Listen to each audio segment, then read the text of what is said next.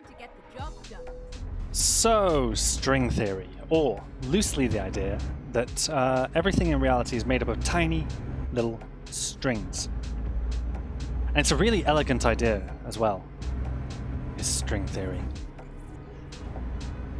Essentially, for every particle, you know, every quark, every lepton, every meson, every atom, proton, neutron, electron, you've got a equivalent string. And the reason the particle behaves in the way which it does is because of the specific vibrations of that open or closed string. There are open and closed strings, and the reason for the properties of the particle are the specific frequency of the string and whether it's open or closed, that sort of thing. And then string theory is this broad mathematical model that models particle interactions in terms of essentially the harmonics of those strings interacting, right? It's a really beautiful, elegant idea. I don't specifically know that much about it or how any of that works. It's really complicated, you know, because it's all a mathematical model, essentially. And there are countless variants of string theory. You know, there's thousands and thousands, possibly infinite? I forget. But there's certainly many, many variants. And along came someone at some point and said, well, what if all of these are actually just variants on one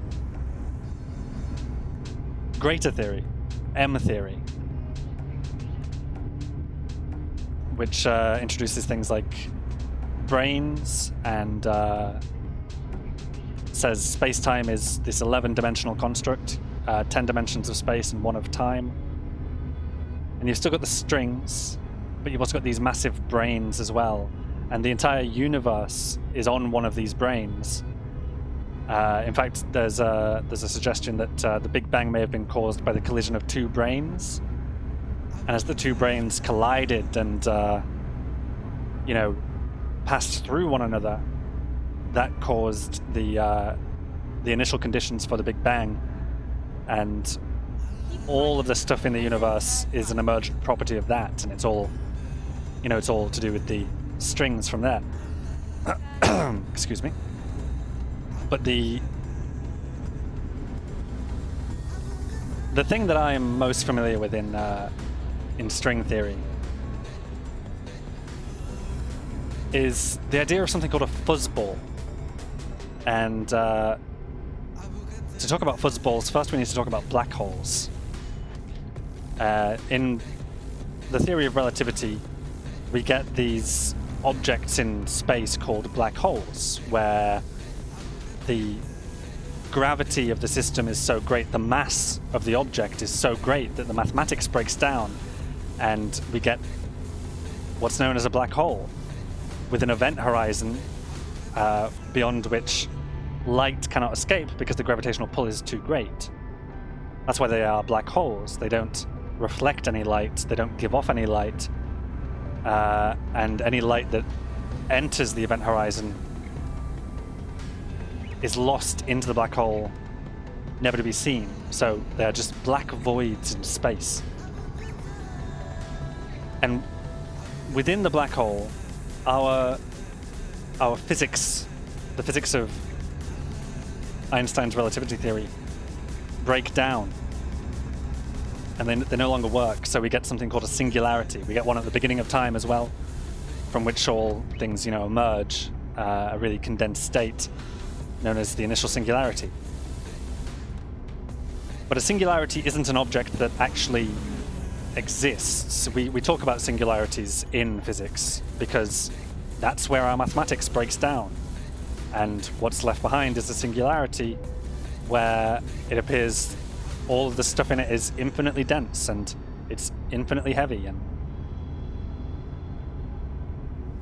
our mathematical models just can't account for something that's like that, so we get this single point in space where everything all goes to infinity, hence singularity. What a fuzzball is in string theory, and something else we'll just talk about in loop quantum gravity in a second. A fuzzball is an answer to that. It tries to get rid of the singularity. Looks like I'm just going to queue up after this truck because he knows where he's going. And I think we can just queue up behind.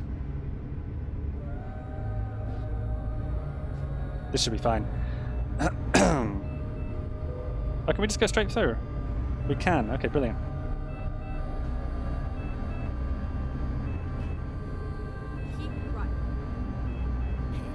So, a fuzzball. Please tell me they're not following me.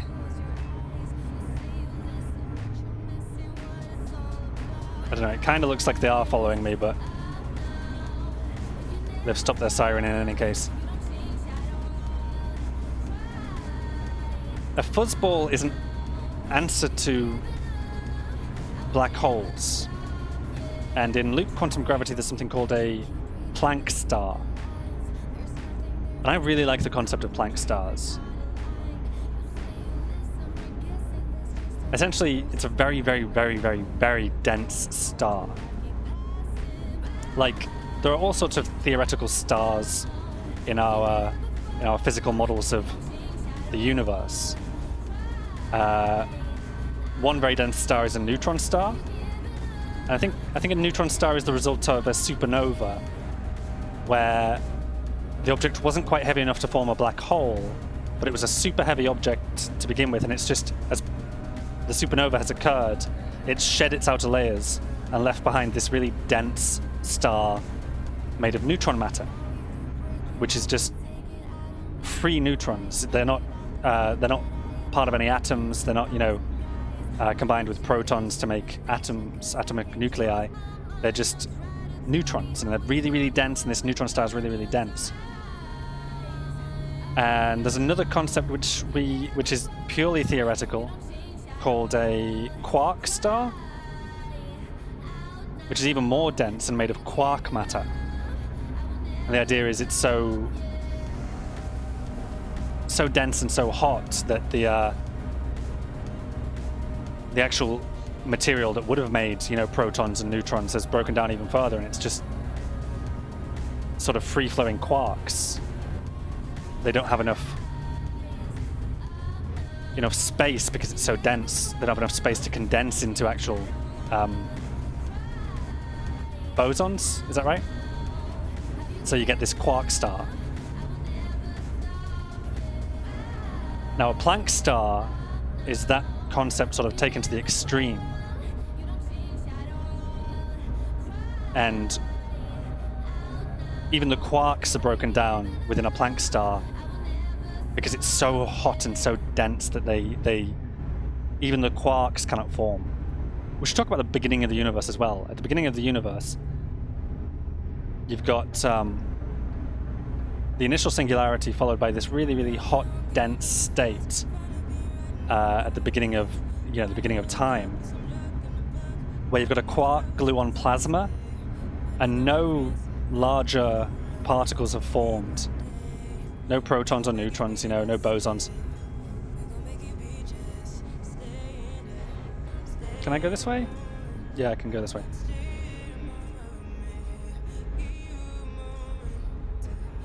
So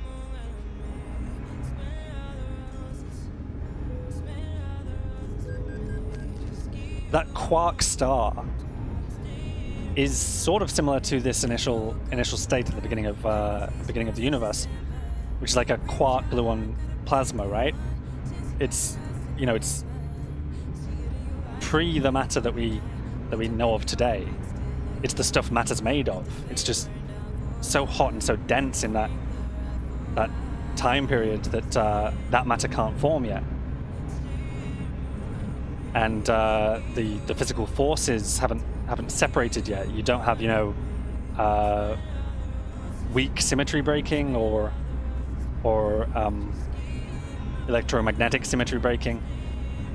So you've got quark gluon plasma, and that's essentially what a Quark Star is. A Planck Star is this theoretical object even further to the extreme than that, where even that material hasn't formed yet, and it's purely sort of Planck scale probabilistic phenomena, quantum phenomena, making up this this star. And that's essentially what a fuzzball is as well. A fuzzball is this bundle of strings. So, you know, matter has broken down to the point that all that's left behind are these free strings. And they all have probabilistic wave functions. But these strings, they're not vibrating at the frequency, or they're not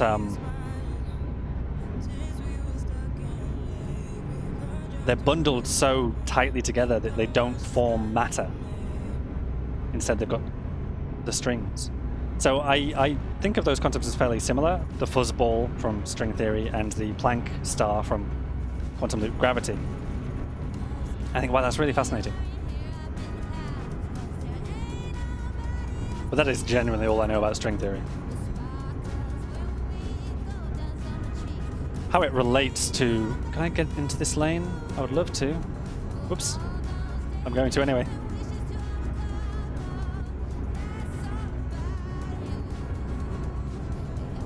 How it relates to quantum mechanics is it's trying to put physical characteristics on subquantum phenomena, right?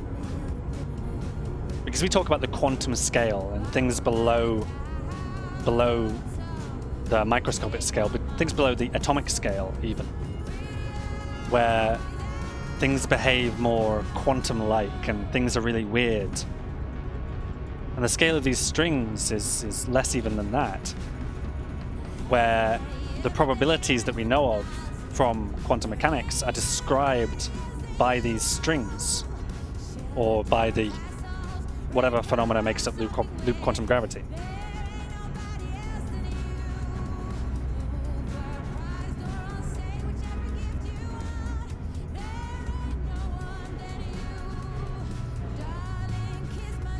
So I think all this talk of interpretations, like whether it's the Copenhagen interpretation or it's the many worlds interpretation, or whether it's something else like pilot wave theory, I think it's all a moot point.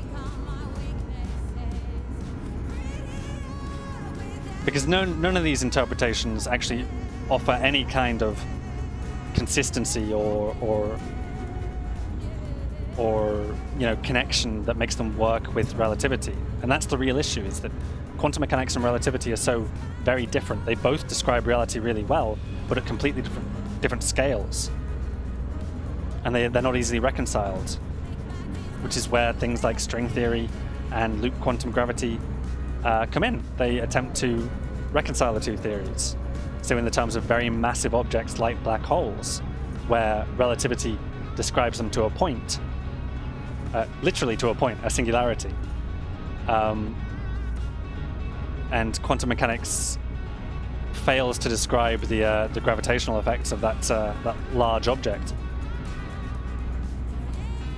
String theory and loop quantum gravity both offer up physical interpretations of the phenomena that get rid of the singularity, that provide the gravity and the relativistic forces, as well as an explanation for the quantum probabilistic nature of the stuff itself, which is really, really cool.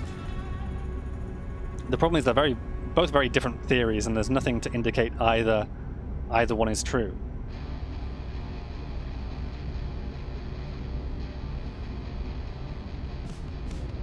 But it's really a fascinating area of study, and I wish I knew more about string theory. I should actually read up more about it. I should buy a book on it, because I don't have any specific texts about string theory. I do have a few books about quantum mechanics specifically. If you're interested in books on quantum mechanics, my favorites... I'm not speeding anymore. Thank you. There's a speed camera there as well, I think, in the tunnel. I think there often is in a tunnel.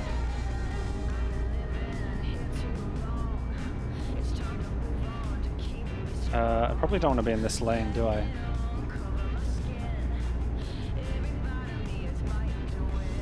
Doesn't look like it. My favorite quantum mechanics book, which I've read, is In Search of Schrodinger's Cat. In Search of Schrodinger's Cat by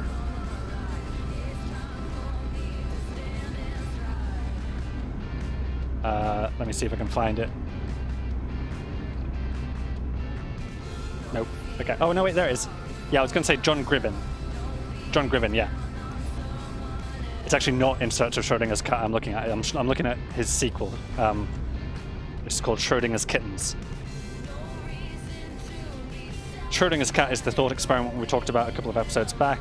Schrodinger's Kittens is a variant of that thought experiment, which, yeah, I'm way ahead of you. I'm actually checking my sat nav.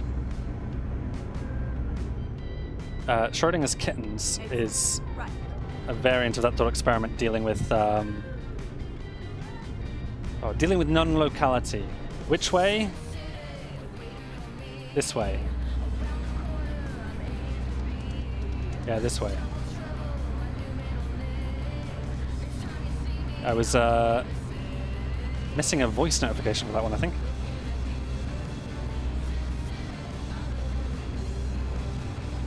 Dealing with non-locality, spooky action at a distance, quantum entanglements at sort of great lengths. Yeah, specifically quantum entanglement. Because Schrodinger's cat doesn't really deal with entanglement, it deals with superposition. Schrodinger's kittens deals with entanglement. I can't remember if I've read the sequel. I think I have.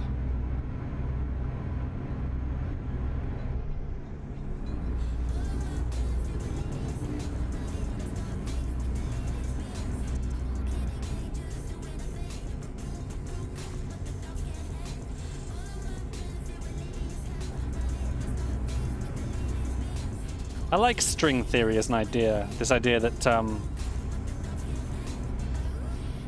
know, forget your particles, forget your waves. The real stuff in the universe is in fact described by strings, vibrating strings.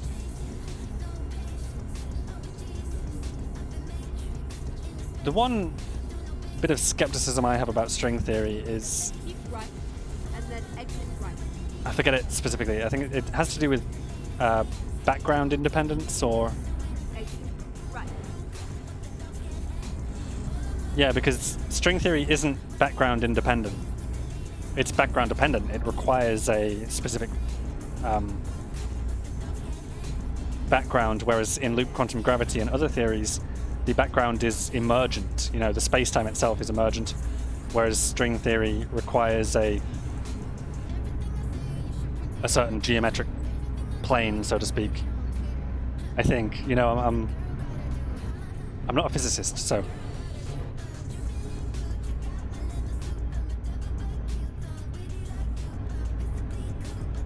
90% of the things I say could be incorrect.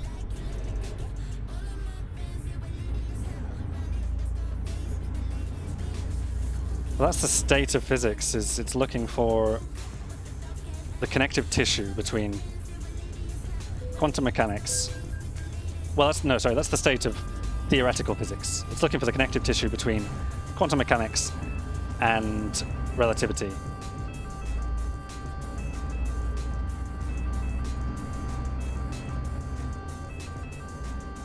I should pull over and let you pass. Would be the realistic thing to do, wouldn't it? There we go. The main reason I wanted to do that was to just get rid of those sirens.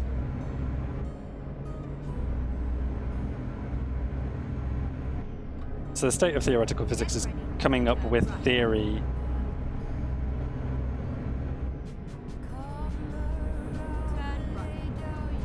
Uh-oh. I wasn't paying attention.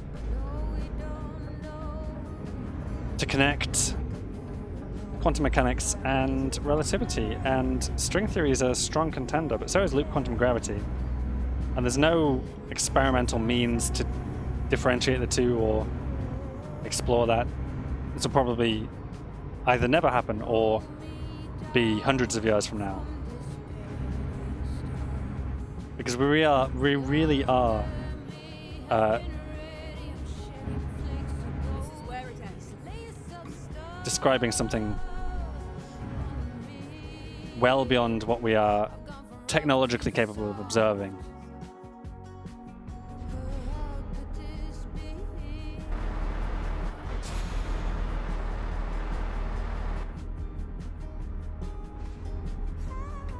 Oh no.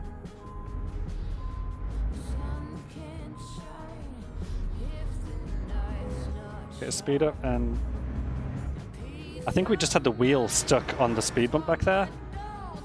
One of the trailer's wheels.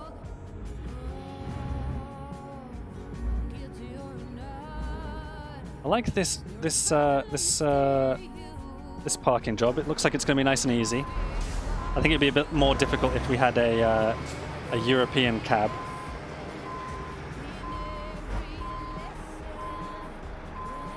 Timber turtle. Ah, yeah. Remembering why we took the job in the first place now. I think I've gone too far, actually. So we need to twist it a little the other way. Not too far. Just enough to get it into the correct alignment. And then pull it around the other way. Now we're at a point where I just need to sort of start pushing it backwards. Oh! That was in fact beautifully done. First try. 1,074 miles, 46,700 euros made in total, meaning we much more than made up for all those fines we were getting at the beginning of this journey. Fantastic. Let's continue, and we'll apply wherever. Ooh, hello. We get to spec into something new now. So we could go for ADR, which would bring us into more interesting jobs, carrying, say, explosives or flammable gases, deadly gases even, flammable liquids, flammable solids, toxic and infectious substances or corrosive substances. That would be interesting. At least one check in this box would unlock, you know, one of them, essentially, and bring in, I think, jobs that pay a little bit better for taking this highly volatile cargo. Alternatively, we could spec into high value or fragile. Eco driving we'll leave till last, because all that does is it affects your fuel consumption. So your fuel saved when driving with trailer. I think we're going to go 5% higher reward for a high value delivery, 18% experience bonus for a high value delivery. That's 5%, 22% experience. 10, 15, 20, 25, 30. 10, 15, 20, 25, 30. So it's the same, higher reward. So Fragile Cargo has the slightly better beginning bonus, rank 1. They've all got the same monetary reward per level, it looks like. But Fragile Cargo has slightly more in terms of an experience reward for that level 1, so we'll probably take Fragile Cargo. That is my reasoning, and I'm sticking with it. There we go, Fragile Cargo is where we're speccing into next. You're still speccing into just-in-time delivery. Have you finished? No, still not finished your long-distance training, mate. Keep at it. Everybody's profitable, right? Oh yeah, but Jacob is so much more profitable than Dave. Like, that's not even funny. Look at that. 2,814 per day compared with this 1,037. I can't account for the difference there. I'm not going to worry about that for the time being. I'm making 22,000 a day, so incredible. We'll take a look at the job market. Last thing here. Because we finally arrived in fair Verona, where we lay our scene. These we're going to ignore, because I'm not too keen on... Although it is short, isn't it? It's a lot of pay for... They're both a lot of pay for relatively short journeys. Ooh, look at that.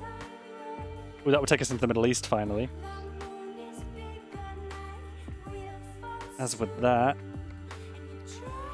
This one heads back in that direction. I'm more eager to see something heading in the other direction, to be honest. Oh, that goes up to... That would be fine, yeah, up to Norway. 35.94 per mile compared with 46.50. That one's heading back over to Slovenia. And this one just is a short jaunt over to Milan. The best job available to us here is that one, in my opinion. Heading north through Germany and Denmark, and then finally crossing into Norway. From Norway, we shouldn't have a problem finding a job that gets us back into the United Kingdom.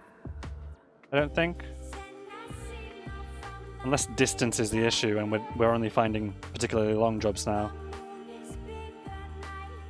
But I want to get back to Carlisle, preferably. That's the idea here. Ahead of doing some reconfiguring of mods and upgrading to version 1.45 and all that stuff. And I'm going to pick a job as usual between episodes, and you'll see what I pick next time. In the meantime, thank you very much for joining me. I have been Tom. This has been Euro Truck Simulator 2, and ta-ra.